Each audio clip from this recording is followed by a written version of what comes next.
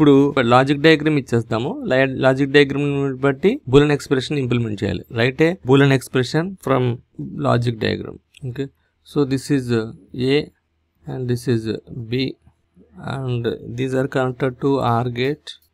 Then inverter B is connected to inverter and before the B is connected to AND gate and C is directly connected to AND gate. Okay, this is AND gate. Finally F. So what is F? F అంటే ఎంత? ఇప్పుడు ఇది question. Okay, so ఇక్కడ ఏ ఇచ్చాం కదా, solution ఏంటంటే ఏ ఇచ్చాం. Inverter దగ్గర ఆఫ్టర్ ఇన్వర్టర్ దీని పేర్లు పెట్టుకుందాం. ఇది గేట్ 1, ఇది గేట్ 2, ఇది గేట్ 3, ఇది గేట్ 4, ఇది gate 5. Okay, so after inverter అంటే G1 తర్వాత ఏ అనేది ఏమైందంటే ఏ బార్ అయింది. ఆఫ్టర్ ఇన్వర్టర్ G2 B ఏమైందంటే B బార్ అయింది. ఓకే, నౌ ఎట్ G3 ఏమవుతుందంటే ఇది ఆర్ గేట్. ఆర్ గేట్కి ఇన్పుట్లు ఏంటి అంటే ఇది ఏ బారు, ఇది బి బారు. అప్పుడు ఏమవుతుంది అంటే A bar plus B bar అవుతుంది. At G4 inverter A bar plus B bar whole bar అవుతుంది. సో ఇది బి, ఇది సి. G4 దగ్గరికి ఇది వచ్చింది.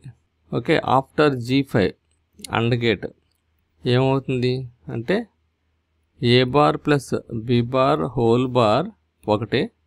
ఇది A bar plus B bar whole bar ఇది into B into C.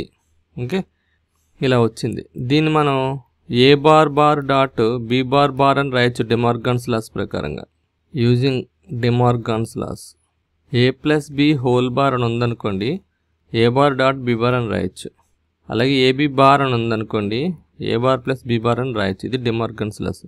So దాంట్లో భాగంగానే A bar bar dot B bar bar into B into C.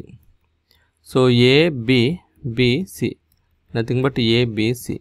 Okay, so ఇంత పెద్ద సర్క్యూట్ డయాగ్రామ్ మనం సింప్లిఫై చేస్తే ఏమొచ్చింది అంటే ఒక 3 ఇన్పుట్ అండ్ గేట్ వచ్చింది, ఏబిసి వచ్చింది ఎఫ్.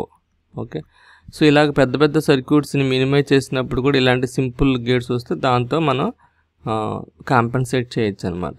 సో ఈ విధంగా బూలియన్ ఎక్స్ప్రెషన్, ఈ విధంగా లాజిక్ డయాగ్రామ్ని బట్టి బూలియన్ ఎక్స్ప్రెషన్ ఇంప్లిమెంట్ చేయొచ్చు. సో ఈ వీడియో కనుక మీకు నచ్చినట్టయితే సబ్స్క్రైబ్ చేయండి, షేర్ చేయండి, లైక్ చేయండి, మరి ముఖ్యంగా బెల్ ఐకాన్ ప్రెస్ చేయడం మర్చిపోకండి. Thank you very much. See again. Bye by.